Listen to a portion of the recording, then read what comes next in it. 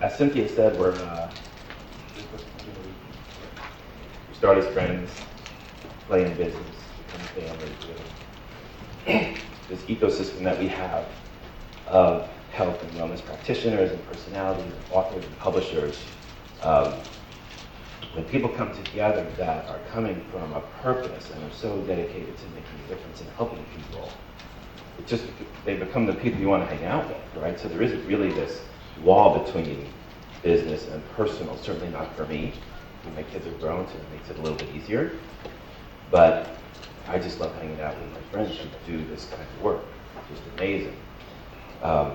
And I've had the honor to be at Cynthia's home a couple of times. You still in the room? Oh, there you are. I'm not going anywhere. Does anybody remember the TV series Batman from the 60s? Did anyone ever watch that? You know how when they took someone to the Batcave, they had to spray something in their face that would make them unconscious for the trip so they wouldn't know where they were going? When you go to Cynthia's house, that's what happens, right? Because it's a secret hideaway and it's very beautiful. So thank you so much for having me here.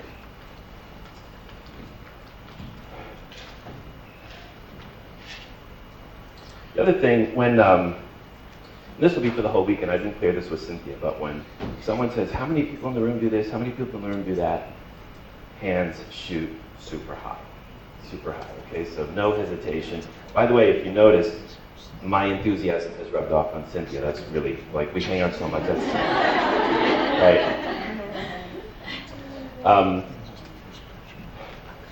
When I was 8 years old, my dad was a pilot. He was a pilot. And we lived in the Northeast in New York. I have a brother and my parents, and he was a pilot until I was about 8 years old, maybe 9. And there was a period of time where he was flying for a smaller airline in Southern California, right around here. And he was gone from the home where we grew up in New York for probably 3 straight months, right? And even then as now, beginner pilots, I don't know if anybody has a pilot in your family, but beginner, it's kind of a prestige job. People clamor to have that kind of job. And the pay is low in the beginning. And the pay was certainly low then in the mid to late 60s. And he was gone for 3 months, as I said. And I remember missing him so bad. It was intense. I've had experiences of missing people as an adult, and just thinking about it and doing the process and doing the work, I realized that was sort of the first time that I missed somebody that much, and it has shown up in other situations later on. But what I realized as an adult and being in this entrepreneurial world is that he was just trying to support his family. He didn't mean to leave us for 3 months, and he did come back, and everything was fine. But being in 2nd or 3rd grade, it was just a rough experience. But I realized, as much as he was doing what he loved, he wasn't doing it he was working for a company, and he just didn't have control. And I look back at that period of time, and I have an appreciation for running your own show. Because even if not running your own show doesn't take you away from your family for 3 months, it has other things that are sometimes compromises in lifestyle, in income, in independence, in self-sufficiency, in doing the things you want to do when you want to do them. Now, the 4-hour work week, how many read it? Our friend Tim Ferriss. It's a bit of a myth. I don't think Tim himself works 4 hours. But the fact of the matter is, entrepreneurs work a lot of hours, but there's a fulfillment in knowing that you're doing something that you want to do and are called to do every day when you wake up, and that you're doing something that has a purpose behind it. It's my belief that if you wake up in the morning with the purpose or the intention to make money, and the first thing you think of is making money, and regardless of what you're doing, even if you're in the health and wellness space, if your first desire is to make money, you may make some and you may make a lot. If your desire is to help people, I think you'll actually be more fulfilled and actually make more. Now, people talk about do what you love and the money will follow. I disagree. There's a lot of poor people doing what they love that don't have the money they would like to have. Everybody gets that, yeah?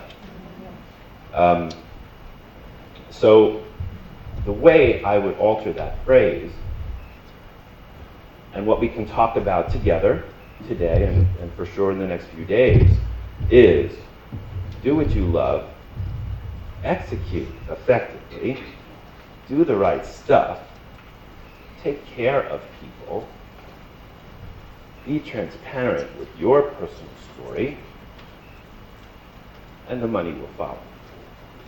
That's a sentence that has a much more truth to it, much more likelihood to it.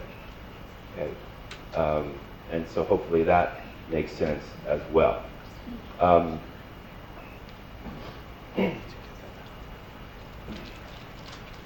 Right, so cool. And here's the official advancer of the slide, yeah? What I want to talk to you about is this talk that I've given a few times. Has anyone heard me speak before? Perfect, perfect. By the way, let's hear it to the gentleman in the room representing.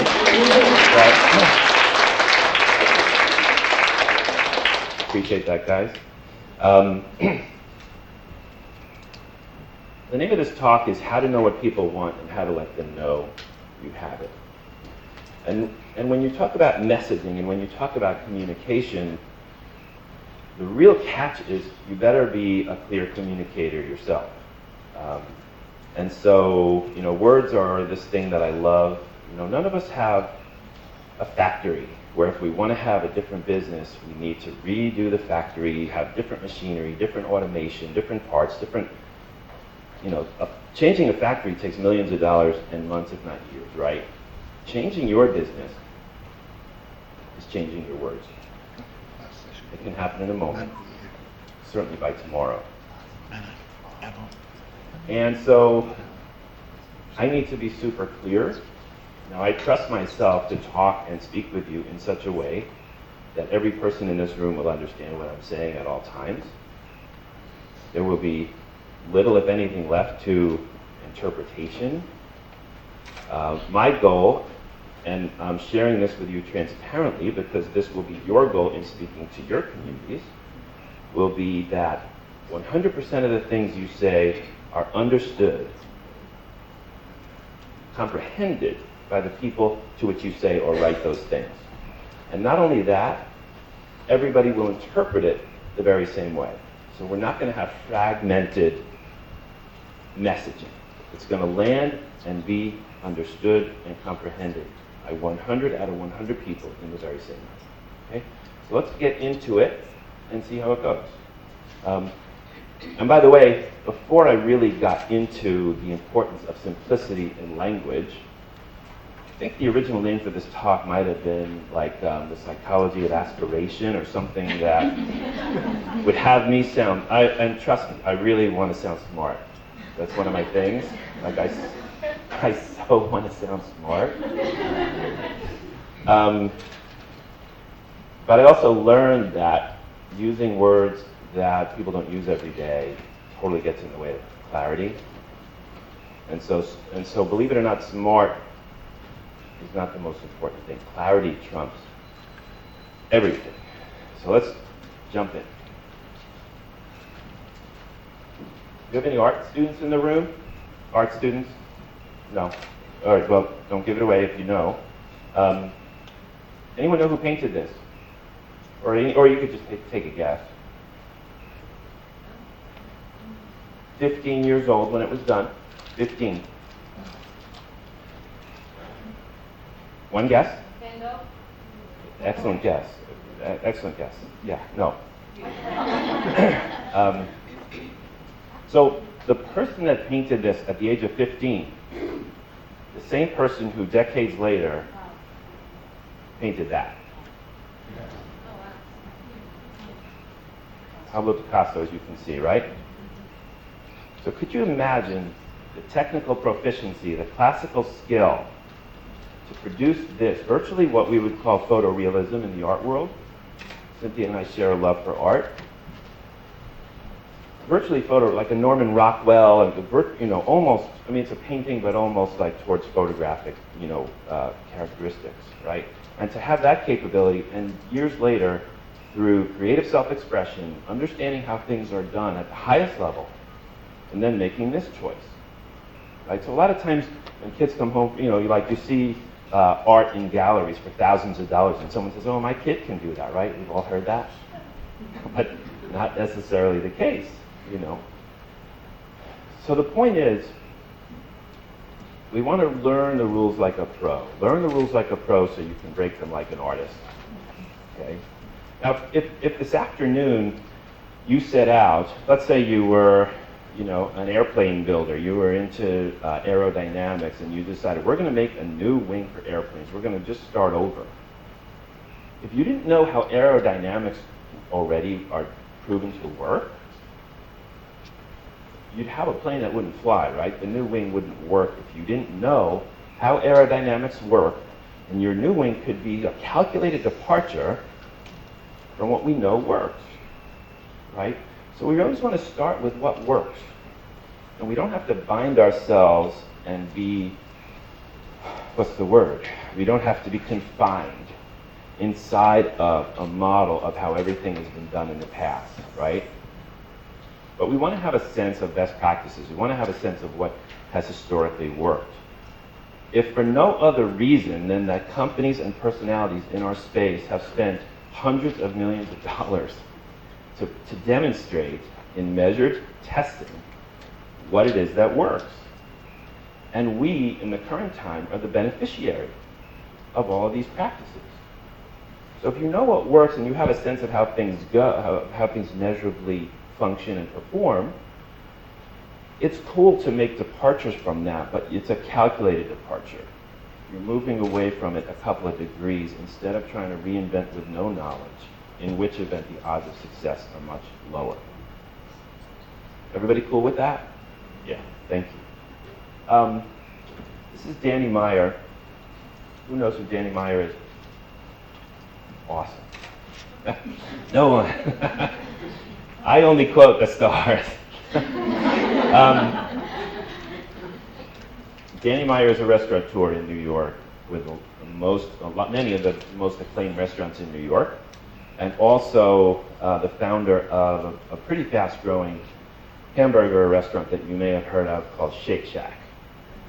Okay, a little bit of acknowledgement there. He wrote a book, which I recommend to everybody, called Setting the Table. And that's all you need to know, setting the table. The subtitle is The Transforming Power of Hospitality in Business. So we're looking at this word called hospitality, which is more than just what happens in restaurants and hotels and airlines, if you get it even in those places, right? But hospitality is this thing that people feel about doing business with you.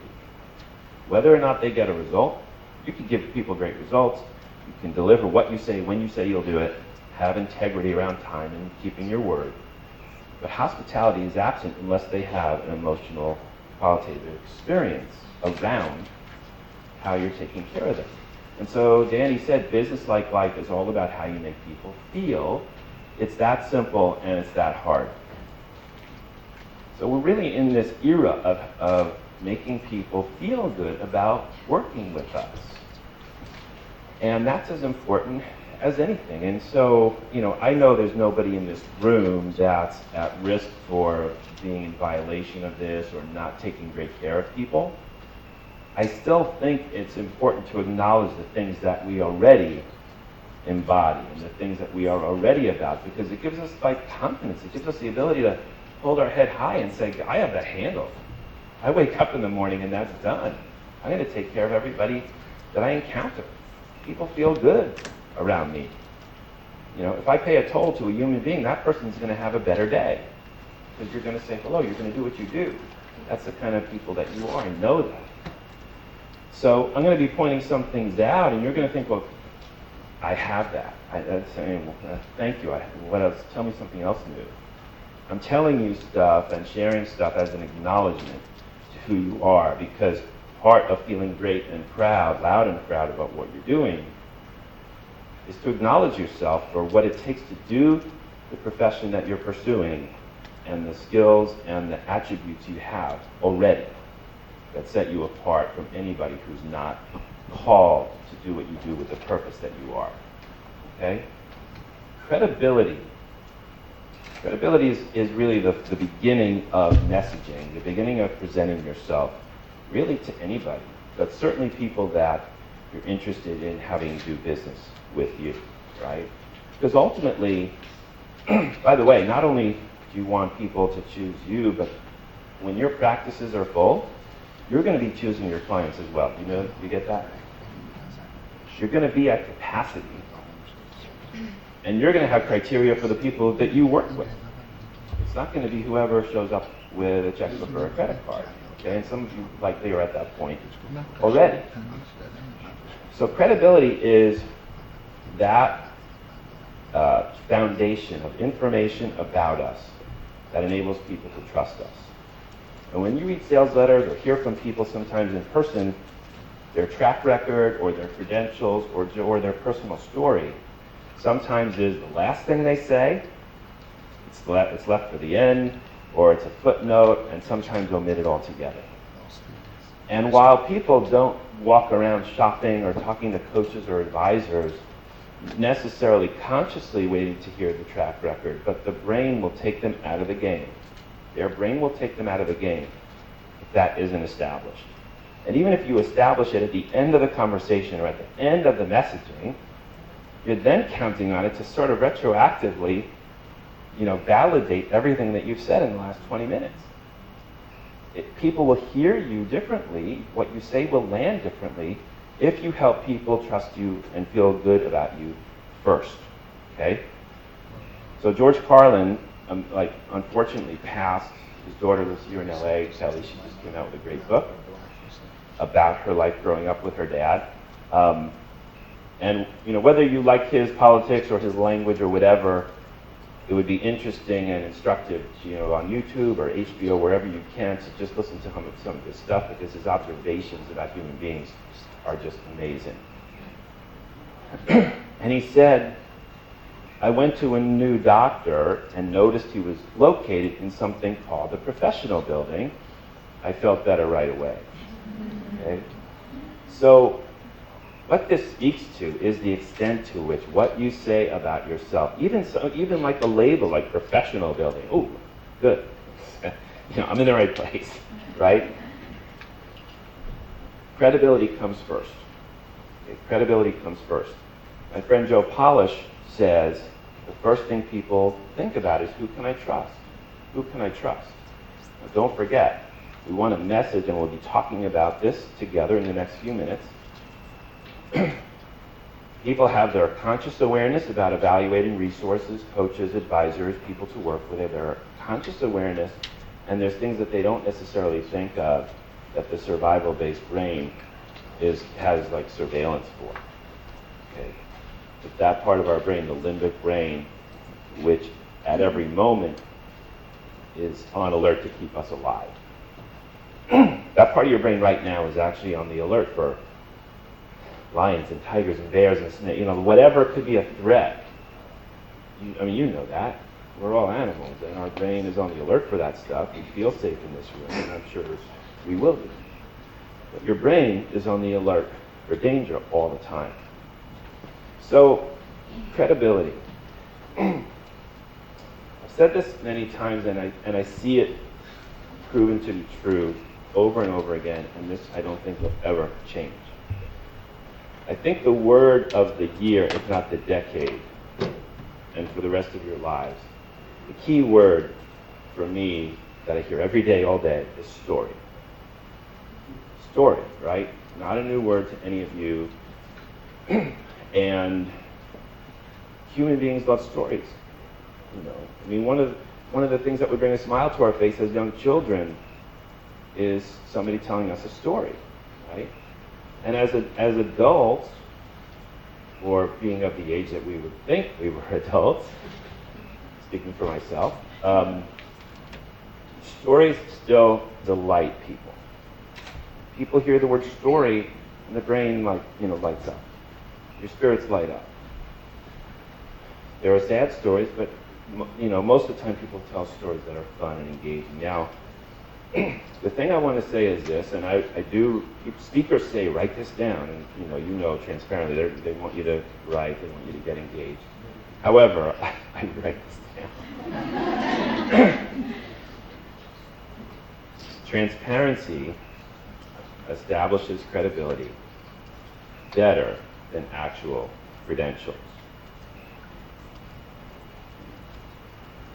I could say that a lot of ways, but I'll stick with how I just said it. Transparency establishes credibility even better than actual credentials. Do me a favor and close. Well, when you're done with that, I'm going to take the embarrassment factor out of this room, but I do want to see something. If you'd be willing to close your eyes just for 1 minute, really promise, close your eyes. If you know what an ND is, ND, raise your hand, please. Okay, and if you know what a DC is, please raise your hand. All right, perfect. Thank you. Open your eyes. An ND is a naturopathic doctor, yes, and a DC is a chiropractor. This is a room full of practitioners, aspiring and current health coaches, and some of you will go on to other credentials, right? About half this room knows what each of those abbreviations stand for. Okay. And there's nothing wrong with that. Whether you did or didn't, it doesn't matter. But you want to be clear if that's what's happening in this room. Understand that the American public does not know what ND, DC, or the range of other credentials. Like when you see people with letters stacked after their name, other than, MD, regardless of your affection or not for the traditional medical community, I know where we all stand on the philosophical spectrum of maintaining health and wellness. But MD is the sort of the holy grail. It's the most admired, best received of credentials, and it's universal, right? It's used in TV shows. It's used all over the place. Anything else, even professions as common as chiropractor and naturopath, are not well known, and unfortunately not as highly regarded as they should be. So let's look at this, and let's look at the idea of transparency and story. Okay, so if I was starting a video blog called "The Helpless Cook," and I said, "Look, hey, I know nothing about cooking. I can burn water. I don't know how to do anything. However, in the next 10 weeks, I'm going to learn how to cook. I'm going to do it right on video, and we're going to learn together, you and I, and it's called The Helpless Cook. Please join me, come along, and we'll learn together." Okay.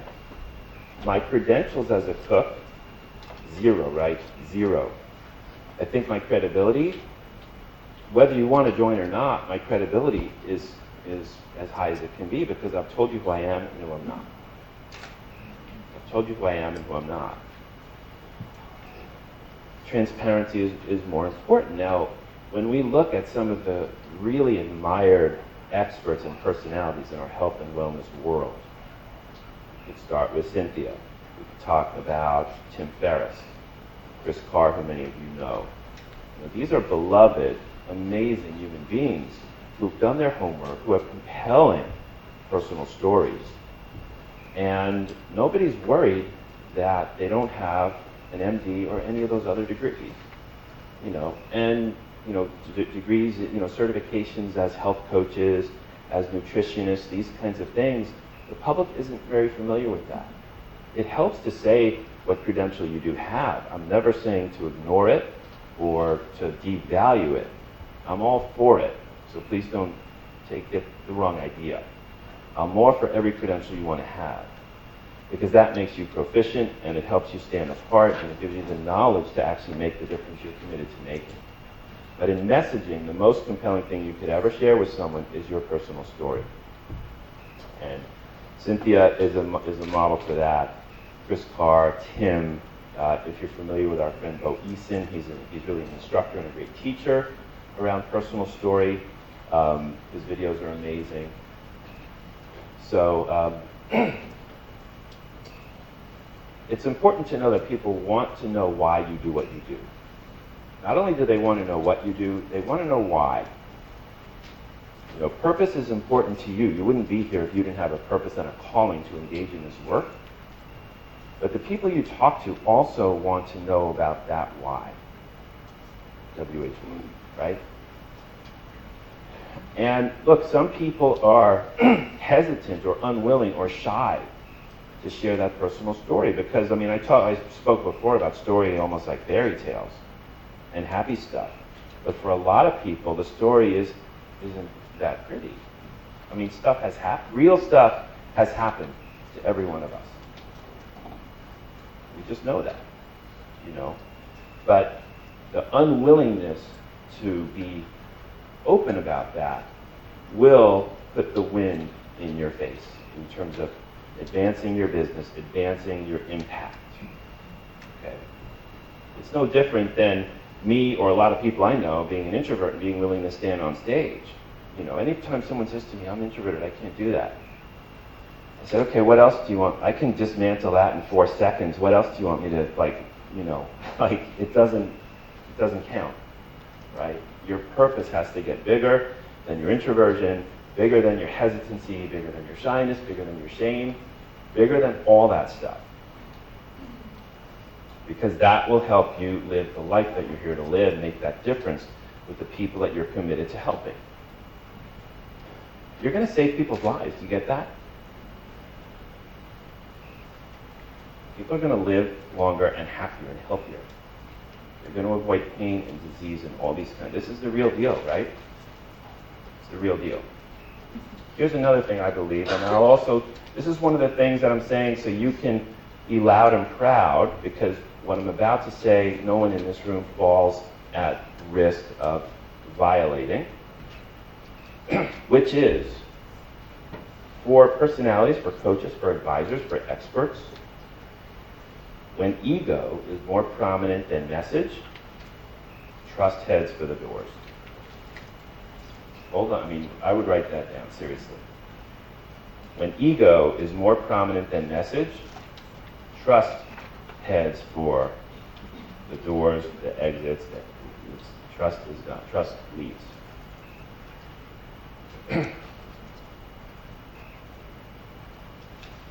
And if there's no way to measure that, right? There's no litmus test, yardstick, or anything else to measure that. But you know, when you see someone on the stage, or even interact one-on-one, everyone in this room has really high radar. You know how like a dog knows when you're afraid of it, right? You've heard that.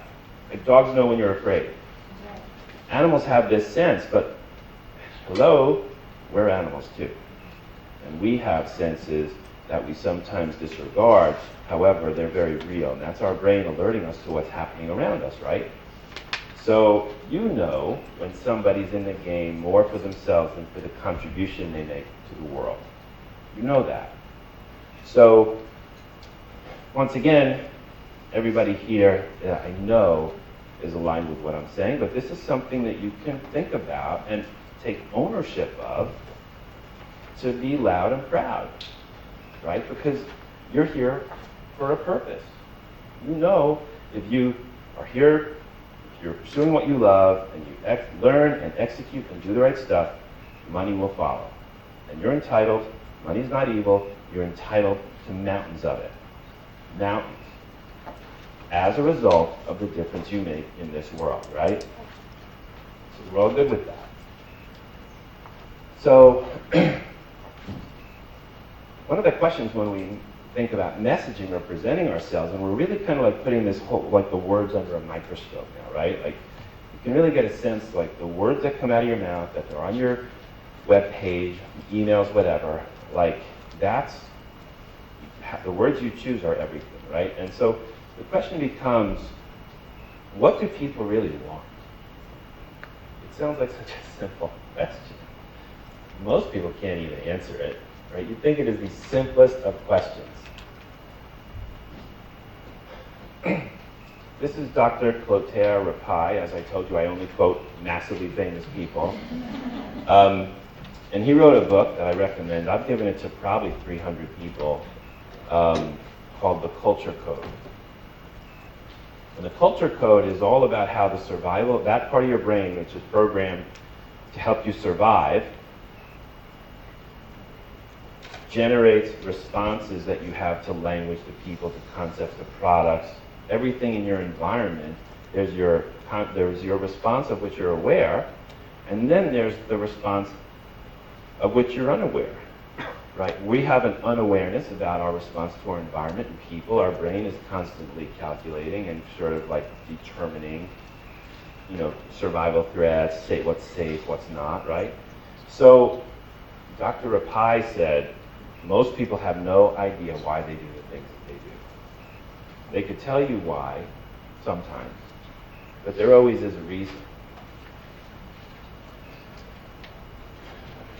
I came up with this model after thinking about the Culture Code and other things I've read over the years, and I realized that at least the way I look at the world, by the way, everything I'm sharing with you today sounds like ideas, and hopefully they're interesting, but they're also powerful.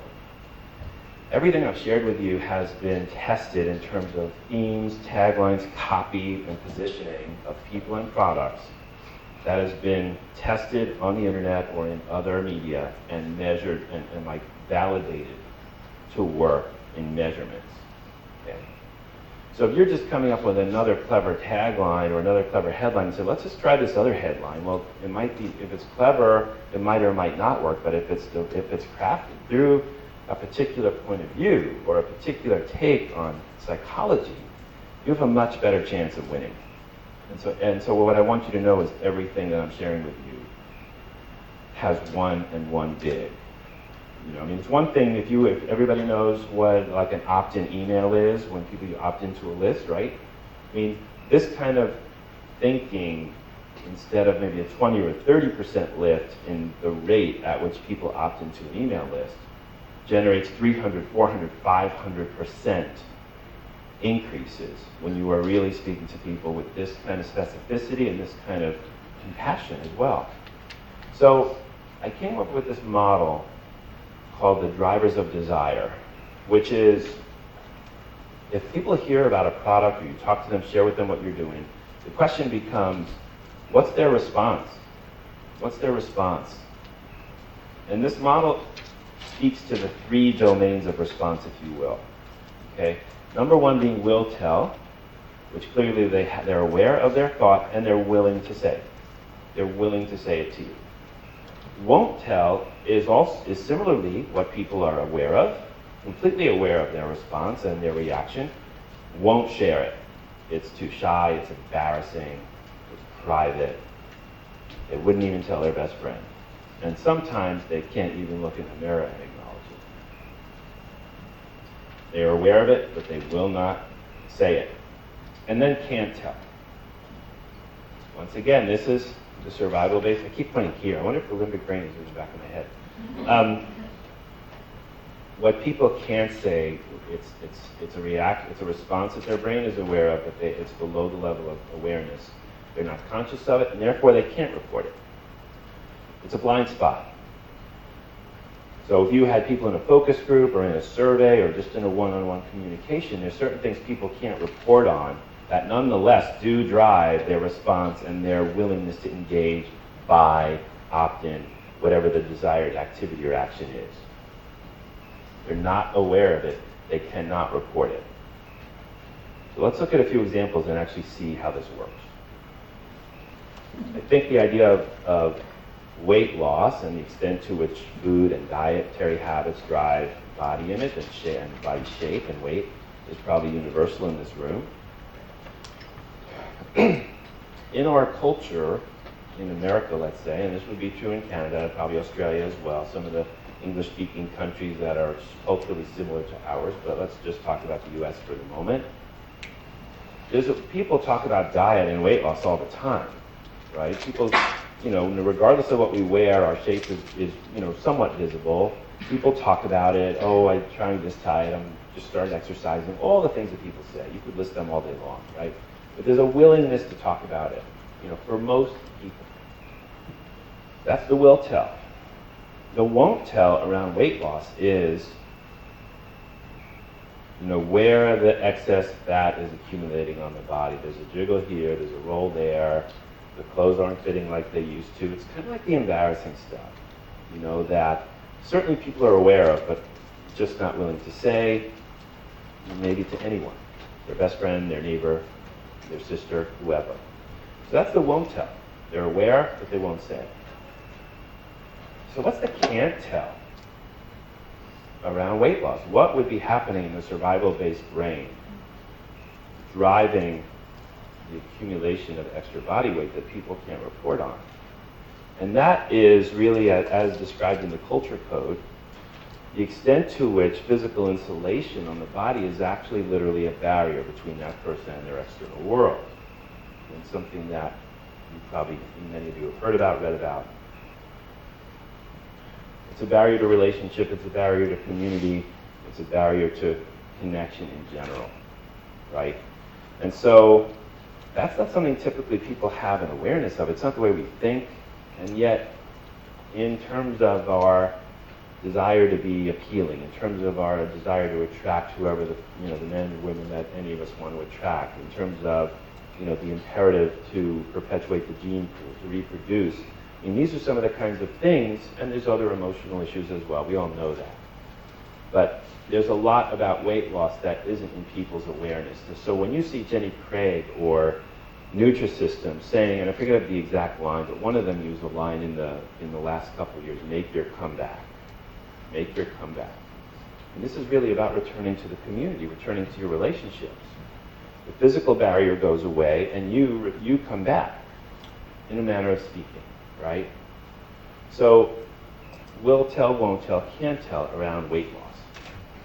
In pain relief, staying in our health space, there's a similar kind of a thing where people talk about pain, right? They say joint pain, particularly pain that hampers mobility. People talk about it. We have parents and grandparents who talk about it.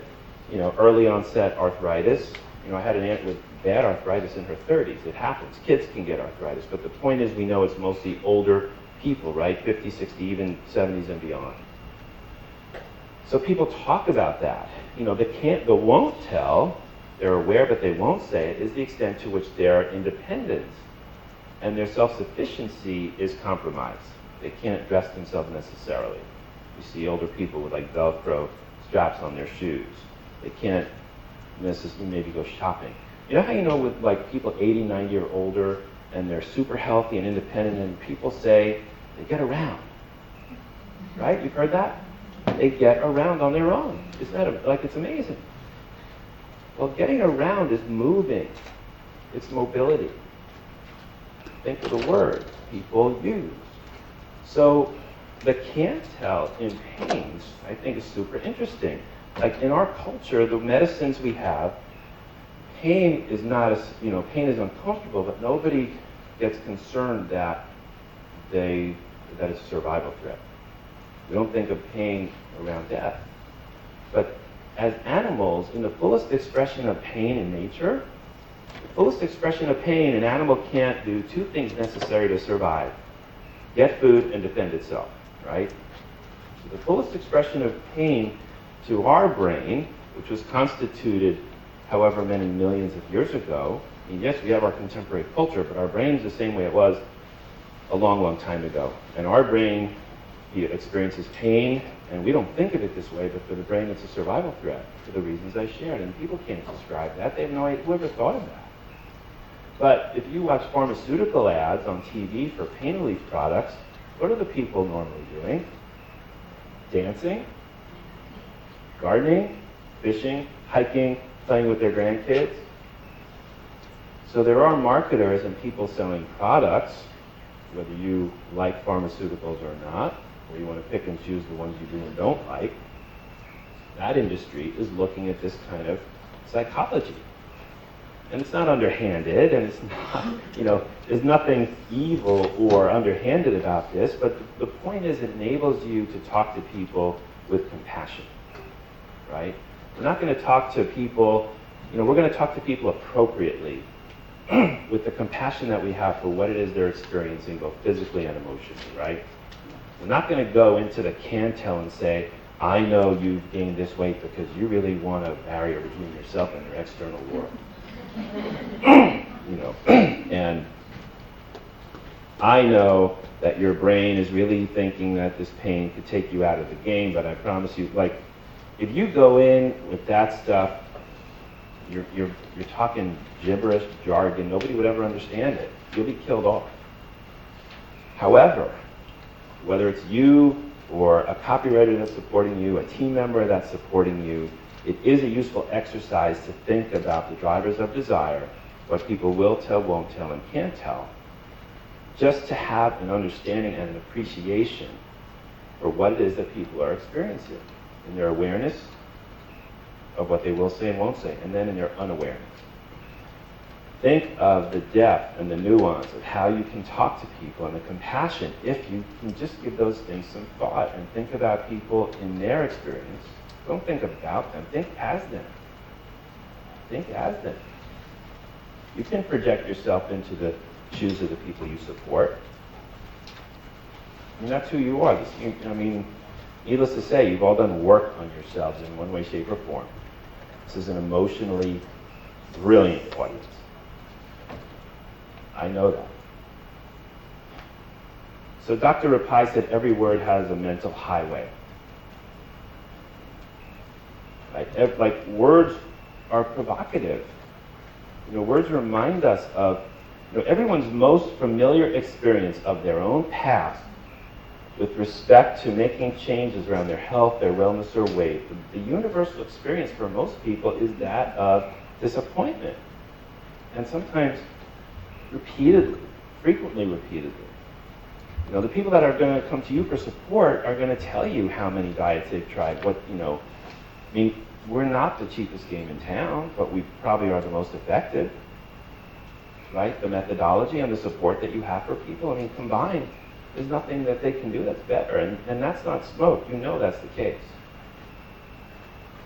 That's the case. So we need to not measure every word, but just have a sensitivity of this point of view so that the words you're speaking are clear and compassionate. And we'll keep talking about that, as I'm here to see what that really feels like. So you want to reconsider verbs that serve as reminders of those past failures.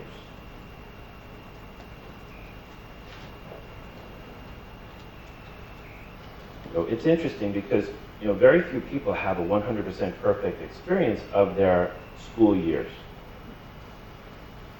And whether you're a C student wishing you were better, or maybe your parents for sure wish better, whatever the case might be, or even if you were an A- and you had a parent that would be like, what happened? That was me. Where are the other 6 points? That was lovely. But for me, the word, we hear the word teach all the time, and it may be said this weekend. I'm not against the word teach, but I'm really just putting it under a microscope for a second, because as soon as I feel like if I say teach, people immediately go through that, that sort of quick film roll of their life and all the places where they didn't think they were a good learner, or teaching had something to do with some kind of difficulty. So for me, and look, sometimes teaching is the word, right? Great marketing attracts the people that are appropriate to work with you, and depending on what you need people to do and the commitment you need from people, great marketing and great messaging actually discourages some people. We're not looking to serve the entire world, although that would be nice. We want to serve people that we can commit ourselves to, and they can commit to us and take the actions and get the results. So it's not a matter of necessarily banishing specific words, although there might be some. But for me, teach is just one of these examples that has a psychological history to it for every person, because it takes them through their 10 or 12 or whatever years of schooling.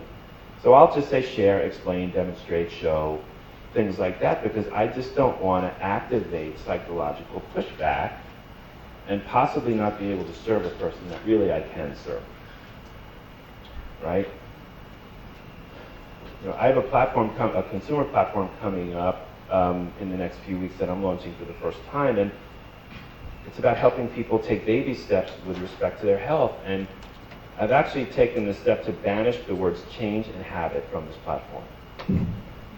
Because you can think like the words change and habit are the ultimate pushback words, right? In terms of people, they don't think they can change their habit. They don't think they can break habits. Change is this dirty word to human beings, right? So you want to think about that. Who's got, if you have a website up now, hands high. Website up now. Okay, about a third. Thinking like, oh my God, I really need one, and it's going to be up in the next few months. Who's that? Right, so everybody's in one of those two places.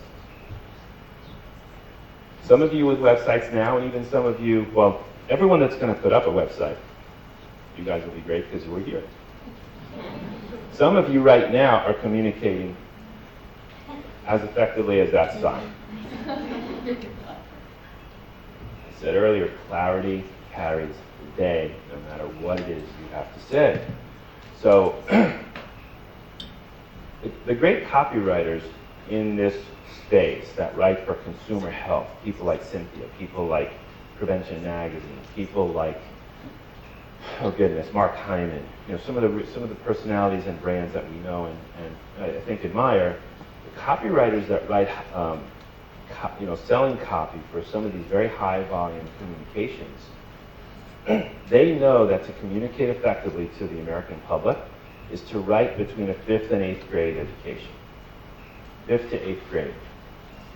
Now think about what you know about science, what you know about metabolism, what you know about food, nutrition, diet, the whole realm of subjects, in Cynthia's work, in the ITN work. I mean, you'd really have to think as a writer about presenting that literally to an assembly of 5th graders if you want to communicate clearly. Now that communicates to everybody along the educational spectrum. PhDs to people that haven't attended college, or it doesn't matter what people have done.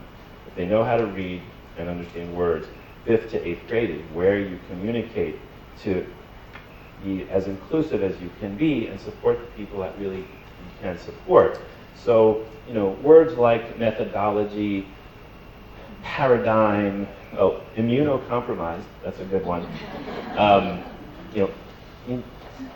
It's just amazing the words that we use, some of which come from our scientific and clinical backgrounds, right? And some of which come from just wanting to sound smart, like I do. So, and maybe you fall into that category too, but I'm all about confession, and I'll cop to it. If it's true, I'll cop to it. Okay? I have no problem copping to stuff. So, we've all seen the term optimal wellness. It's like a term you see, or vibrant health. There's not one human being in the history of the world that ever got out of bed and said, I wish I had optimal wellness. It has never, ever happened, right? People want what that means, but not in those words. Nobody ever wanted vibrant health in those words. Has anyone here ever had a conversation with anyone saying, I want optimal wellness or vibrant health? One person in this room. And now we're talking about thousands of conversations, right? It's never happened, right? So, now people's brain might understand that. I mean, I have this premise that if you think about 5th to 8th grade education, or even go down the vitamin aisle in Walmart where people are actually kind of in the health aisle, right? And you ask people what optimal means, I'm sorry, the answers are not, you're not going to get the answer. You're just not. So we need to get out of our own reality and out of our own culture now. Whether you're a business of one, if you're one person in your business, that's a culture. It's how you speak, it's how you operate, it's how you manage yourself and present your business. Some of you have teams.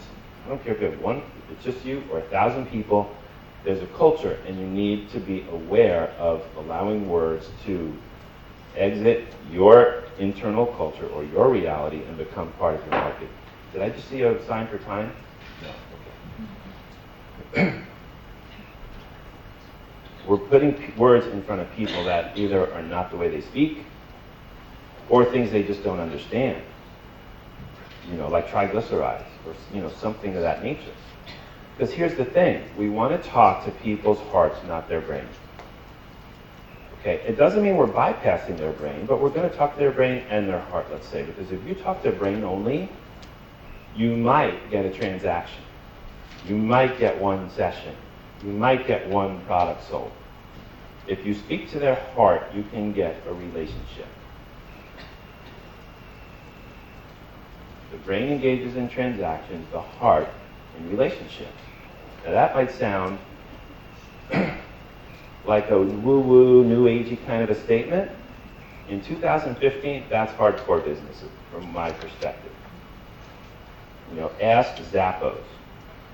Ask Southwest Airlines. Ask the Ritz-Carlton. Ask Cynthia Esquella. Relationship is everything. I mean, why wouldn't you have a relationship? This is about continually supporting people. Even if you were selling cars, which people don't replace for however many years, you still want relationships. There's nothing that can be sold that shouldn't happen inside of a relationship. I don't care if it's a washing machine. But the words that you use to talk are going to drive that. Do you know what invisible fence is? If you do, say yeah. And for those who didn't say yeah, it's a wire that's put around the perimeter of your home, just like a couple inches under the ground. It's electrified, and it enables you to let your dog run free on the property. The dog has a collar, which has a little battery in it. If they cross over that perimeter, they get a momentary, unpleasant but not horrible shock. I felt it myself. And it takes one shock to train a dog, one. So they learn disagreeing or agreeing? Not my dogs. Okay. Well, what can I say? So I go to the Invisible Fence Company with, years ago, had 2 dogs, and I go to the Invisible Fence Company, their own facility, with these collars that need replacement batteries. So they replace the batteries, and they say, look, when you leave the premises, you want to hold the collars carefully because the premises are wired and you don't want to get a correction. Right? What's the word they won't say? Well, they won't say the word. It's outlawed in their culture. You won't see it in their literature. It doesn't exist. Okay? Somebody goes in for surgery. What's a word that sounds a lot safer and less risky than surgery? Awesome. I never did that call and response before. That was killer. I'd rather have a procedure than surgery. I don't know about you. So once again, what are the words that carry such a degree of pain and kind of like just pain or fear that possibly can be replaced? Now, I am not advocating whitewashing anything. I'm really not. It's not about bait and switch. It's not about making somebody feel like it's a much lesser commitment than it really is. We want to engage people who are up to the game and who are coachable and who are ready in their life, emotionally, physically, whatever, all the ways people are ready. Right? When people are ready, the teacher comes, right? So that's why we're here. What are the words that possibly will just repel people? There's no great answers, but it's just, once again, something to be mindful of. And if you look in Amazon, okay, like the best free language lab in the world, in terms of what I'm going to share now. If you go to books about fitness or weight loss or diet and sort for the ones that are best-selling, I think you can still, there's a drop-down, sort by bestsellers, so you get the top sellers at the top of your list, which have the most reviews, most positive and also most negative. Now, the positive reviews are a little bit of a whitewash sometimes, but the negative reviews are people that are anywhere from disappointed to pissed off about what was in the book that wasn't useful, what was not in the book that they wished was. And when you start looking at the negative reviews of the best-selling books that promise something similar to what we're promising, right? Health, weight loss, fitness, looking good, feeling good, longevity. You'll begin to compile, as you read these negative reviews, you'll see patterns of words and phrases that people talk about over and over and over again. And you're going to come up with a glossary, your own personal glossary of words that you feel represent what it is you promise and the words that these people are speaking. Because really what we want to do is get into their conversations, and if we can't have those conversations one-on-one, we can see where they're interacting. And the negative reviews on Amazon are the perfect place. I've shared this with people who've gone ahead and created that dictionary or that glossary of the terminology that people use around this subject of health and fitness and weight loss and nutrition and health, and then actually use those words in communication and messaging. J.J. Virgin taught me, she acknowledged me in her book, and the only reason I'm saying that, I was honored, but the reason she did it was because of the idea I just told you. It helped her position her book, it helped her frame and title her book, and it's also helped her in measured messaging, in marketing messages that have been measured by taking that glossary and using that language, because now you're talking to people in their language, which is their heart. So think about that. When we use words, like once again, now you can see we kind of have the microscope out, right? We're putting this whole messaging thing under a microscope. I think it's interesting if you do, right? But the importance, the vital importance of this stuff, the job of every word is actually to move people to the next word. Because one of the things human beings do most readily is throughout the day, generally unconsciously, is gather evidence to support their own feelings of insufficiency, right? We're evidence gathering. Now, you could gather evidence all day how awesome you are. That would be a choice. But most people default to gathering evidence everywhere they go, whatever people say, whatever happens, of how insufficient they are. And it's like they're looking for the validation. You know, someone once said, if you think you can or you think you can't, you're right either way. Something like, people are looking for ways in which they are slighted, ways in which they are excluded, ways in which they are stupid, you know, all of it. And so if you put a word in front of people, thank you, that they don't get, they're headed for the exits. And why would you give them an invitation to head for the exits? Why would you do that? You wouldn't knowingly do it. I know that. We're in the business of outcomes. Everybody knows that. You know, people actually don't want books, newsletters, supplements, ab rollers, you know, even coaching. Okay, they want their hand to be held. They want love and compassion and support. They want leadership.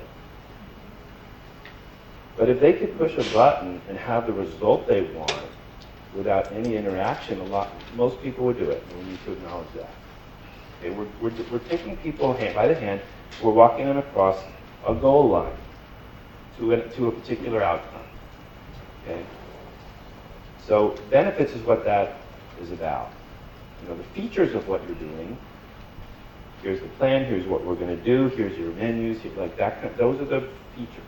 The benefit is the outcome, and we're in the outcome business. That's what we're doing. Love and caring, once again, these are business words in the current time frame, right? Companies love their customers, individuals love their customers. Now here's the thing. Love is not a strategy. You can't love your clients unless you do. Do you get that? Love isn't a tactic. It isn't like, oh, let's love people. That'll make things better. You can't love your clients unless you do. Now, once again, there's something that probably applies easily to everybody in this room and enables you to be loud and proud for all the things I've talked about that you already are. You're purpose-driven. You're not ego-driven. You love your clients. You've got personal stories, which I trust you are shameless about sharing. to help people understand why you do what you do. So think of all the things I've shared with you that you already have handled, that maybe you didn't know were giving you an advantage in building your practices and being online and succeeding there as well. My friend Ryan Lee said, people come for content, they stay for community. Now this isn't necessarily the case so much in your one-on-one practices, but online, people like to know that they're part of human beings. Once again, the brain, human beings. Human beings are social animals. Even if they're not meeting the other, 5,000 people that are on your list, they appreciate knowing that they're part of something. Someone else made that choice, it validates my choice also. And I'm just part of something. Now, here's the thing. There's a fine line between letting people know that they're part of a community and having your communications be broadcast communities. Okay? You want to be communicating with everything you do, in my opinion, in a one-to-one voice. Now, if you have 10 people on your list or 1 million, plural pronouns help have people feel like one of the crowd. Don't forget, they're gathering evidence. Don't trigger them to feel small. It's a one-to-one communication. Congruency, walking your talk. Okay, be who you say you are. Right? And especially with personal brands, personalities, coaches, advisors, speakers, authors.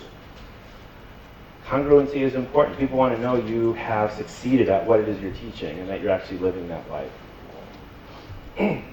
When you bring current events into your marketing and your messaging, it gives you a relevance. It gives you a timeliness. Right? If you're talking about the extent of new diagnoses of type 2 diabetes, it means you're paying attention. When you know type 2 diabetes is out of control. I was with Dr. Daniel Amen yesterday, and who knows Daniel or knows of him? I'm actually a patient of his, and we're friends, and he's awesome. And he was telling me, Mark Hyman is in our world, and half the people in this country are diabetic or pre-diabetic, in the ways in which you would evaluate that. But the point is, when you know what's happening and you can talk about it, not as a strategy, but just have that knowledge. It flows, it's conversational. It demonstrates something. It's relevant, it's timely, and particularly if people are impacted or at risk of being impacted by that stuff. We talked about this. Communicate one-to-one. Don't broadcast. There's no reason to. That includes plural pronouns. That includes, hey, everybody. That includes all the ways in which you would be broadcasting. Talk to one person. That alone will change your business. In terms of your written communications, if you're with one person, I trust you're talking to one person. So the key, you can see what the key is here. Okay, what it really boils down to. We don't want to, he said it, this gentleman from 9 million years ago. Don't write so that it's possible for the reader to understand, but so that it's impossible for him or her, impossible to misunderstand. Easily understood is there's a lot of faith there that they'll understand that. No, don't allow yourself to say, oh, they'll get it. Impossible to misunderstand. You want team members. Your business, people can maybe write a diary entry in the voice of the person that you're looking to serve. Write not about them, but as them. A diary entry in their voice, articulating their challenges. You're them. It's Dear Diary. It's just you and the diary, and the tears are flowing. What is the challenge? What are they writing? Impossible to misunderstand. Visine eye drops, what do? Gets the red out. 100 out of 100 people will understand that and interpret it in the very same way. Philosopher's Notes is a program, it's kind of like the Cliff Notes of personal development books. Brian Johnson reads the books and then creates 1 or 2 page excerpts. I wrote the tagline for this, which is, it's not even there. My goodness. The tagline is, more wisdom in less time. It was the best thing I could come up with. But like, I think it's impossible to misunderstand, and it imparts the exact value and what is happening with that product. More wisdom in less time. That's an outcome. It's also what the product is about. Getting through 10 self-help books in a day by just reading summaries. Simple. So, what you do, your passion for what you do, the value of what you do, it starts with coaching. It starts with your online publishing. It starts with the various things you would like to do. It's not just about the internet. There are library gatherings. There's the Chamber of Commerce. There's hospitals. There's schools. There's any number of places and avenues for you to talk about what it is that you do, right? So the internet is the channel that we're all focused on. We're going to leave opportunity on the table if that's the only place we communicate. Think of it. You're here with other human beings, and think of the group dynamic that happens after 2 or 3 days and how wonderful that feels. You're going to float out of here on Sunday, seriously. Connection is what it's about. Thank you. Going back to hospitality. Hospitality is present. The great experience people will have of you is when you do things for people, not to people. Just these little phrases, these little sort of yardsticks to help you evaluate what's really happening. Health is not a niche. You're going to paint yourself into a corner if you think that health is this niche like gardening or woodworking or bird watching or whatever. Health and nutrition and what you provide is universal. The biggest home runs in the history of health publishing and health personalities, a lot of which I had the total, complete honor to support and work on, marketed to audiences that have nothing to do with health. I promise you. Health and money are the niches that aren't niches. And if you think you're in a niche, you just put a boxer and an upper limit on what you're doing. So it's human nature for people to take precisely as much interest in you as they believe you are taking in them. Yes? It's about compassion. When you speak clearly, when you message from purpose, when you message in the ways we've talked about, you are present. You are present. And so words, the most inexhaustible source of magic, right? You change your words, you change your business, you change your future, and you've changed the future of everybody that you're serving, okay? There's just 2 more things I want to share with you, which actually are on a piece of paper.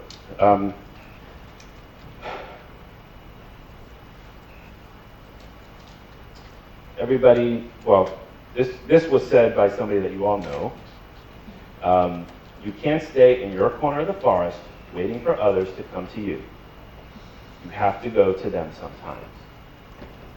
Winnie the Pooh.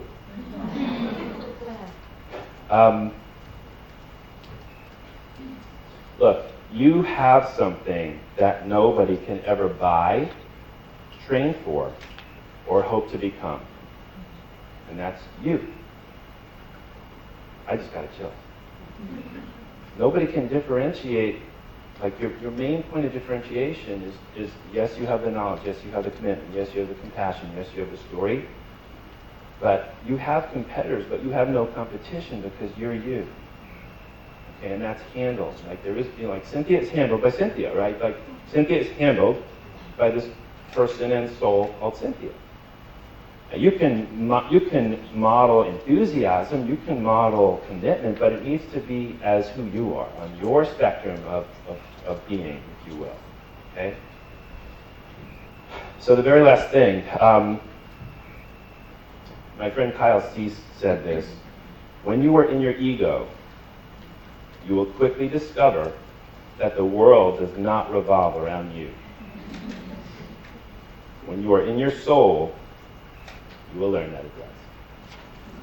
Thank you.